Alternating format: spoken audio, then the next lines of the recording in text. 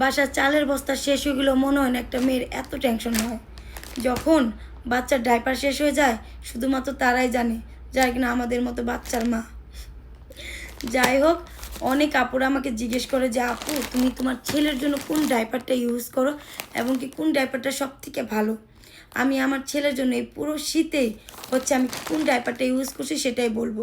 আমরা মনে করি কি মানে ডাইপার মানে অনেক খরচ, অনেক অপচয়, অনেক মানে নামি দামি ব্র্যান্ড, মানে অনেক অপচয় করে টাকা ফেলাই দেওয়া, আসলে কিন্তু তা না। এখন কিন্তু হচ্ছে আপনারা অনেক অল্প প্রাইসে একদম প্রিমিয়াম একদম কোয়ালিটিফুল ডাইপার পাইতে পারেন অনলি 10 টাকা পিস। বিশ্বাস হয় গাইস?